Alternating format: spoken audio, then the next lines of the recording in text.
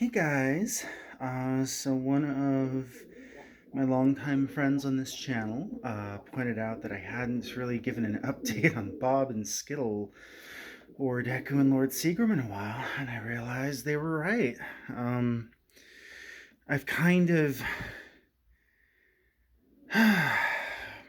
she's, they said they figured I've been busy lately, and that is part of it. Um, the person who used to be I've mentioned this once before, but I mean, one mention doesn't mean everybody automatically knows it. And there have been some new subs, but the former top rescuer who did the most in this city for pigeons and doves had to move out of town. Yes, Bob, I know you really want to sit down and be like sitting on an egg. Um, and that was last year, and I didn't realize it, but that apparently made me the de facto new top rescuer. I didn't find this out until we had busy season when the babies started popping up in spring, and so I have been doing more rescue work. I don't have near the capacity of the other person who had to go, and everyone's aware of that, but I am getting more stuff sent my way. Anyway, the point of all that is I think with my channel here, I've gotten in this mindset of just like unintentionally of just like, okay, every new every new rescue thing that happens, every new development, record that. And I kind of just forgot about like updating people on the ones who are doing great, but there's just nothing like new really going on. Um, Sorry about the blurriness. Ugh, these cage bars are dusty. What are you doing, Bob? I kind of so anyway. Yes, he's like, please let me sit on the egg. That's a fake egg. Many of you know Bob and Skittle. There's probably many of you who don't. Um, Bob. Oh, let me think. He.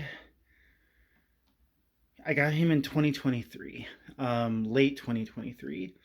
He was a baby who was orphaned, and he grew up, and he became really popular with, you know, the people who were subscribed at the time and who are still here. God, I should just open this up. It's just I don't want them to dash out. Hey, it's okay. It's all right, baby. That's beauty back there. Anyway, um, he had this charisma that just appealed to everybody. um, but the thing is, I can't just take in every able-bodied pigeon that I raise. As much as I love them, I have to save room for the ones like, Skittle or Kiwi or Blind Odin or Blind Silk. Um, so the ones who are totally able-bodied and releasable, I generally release them in the safest spot that I know in the city, where there's a flock, there's a lake, there's geese that keep predators away.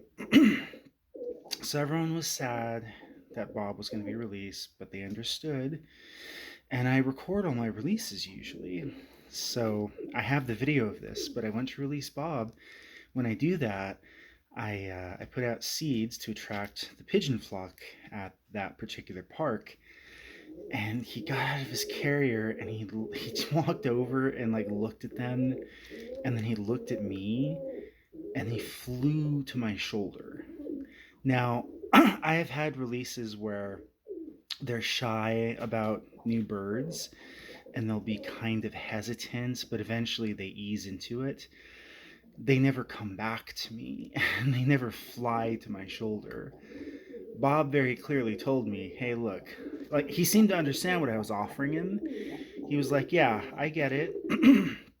This is nice and all, but you're my home, Dad. I want to live with you. And he told me as much.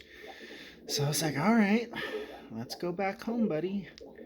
Um, so yeah, uh, he had a trio that he was the leader of for a while.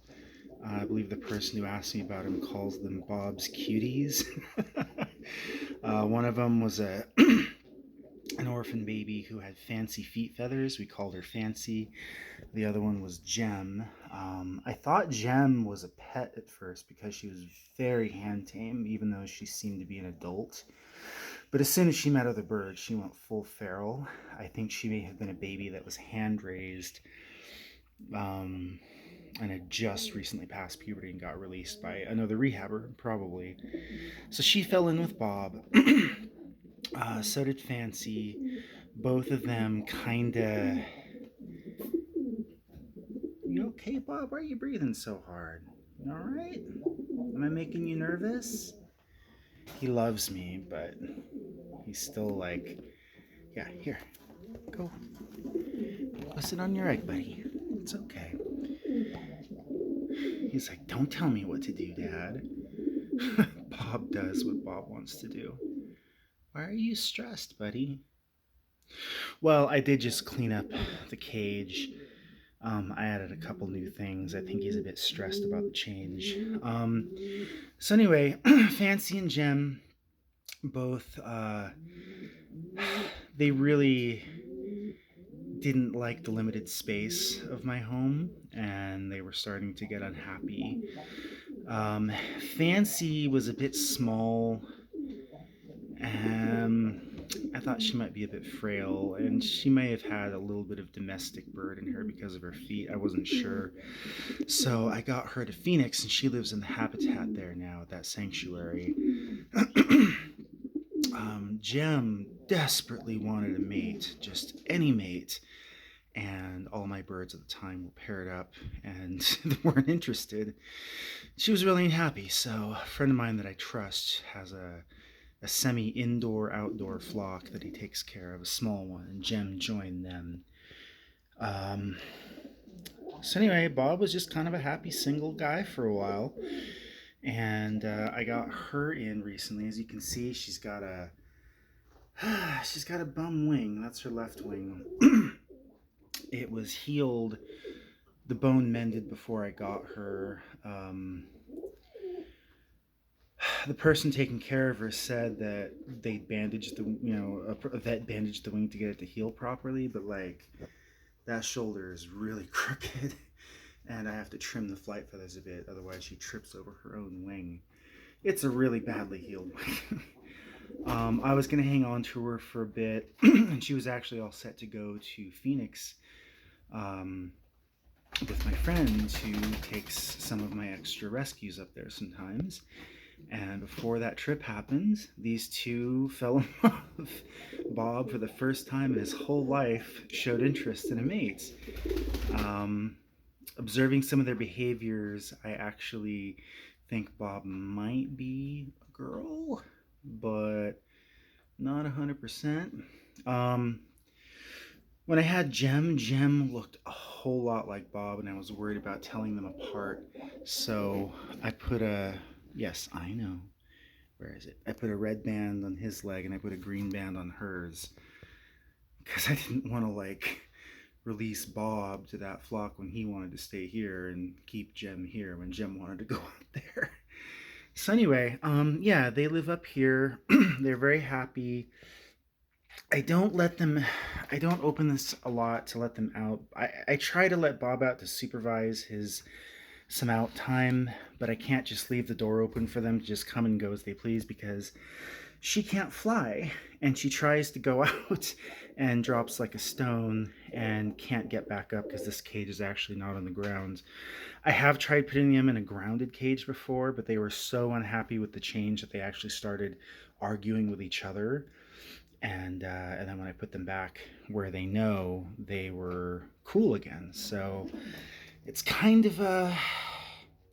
Also, she or he, they think that they're really tough, and they probably were before they got injured. But with that wing tripping them up, um, I saw Skittle get into a fight once with Biggs Jr.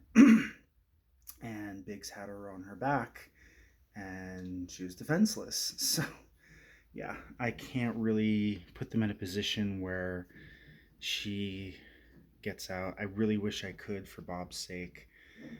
If I wish I could leave this open and then she would just stay and Bob could explore and stretch his wings, but she tries to follow him because that's her hubby. Are you feeling better, Bob? Yeah, I changed their liner. They had a bulky one here. I added that thing for the egg, and I think Bob's a little upset about that. I may actually, I may actually change it back here in a bit. But anyway, that's how they're doing. They're both doing great.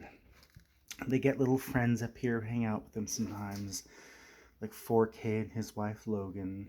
Um, Sometimes Beauty, as you saw. It's a popular roost spot because it's kind of high off the ground. Yeah.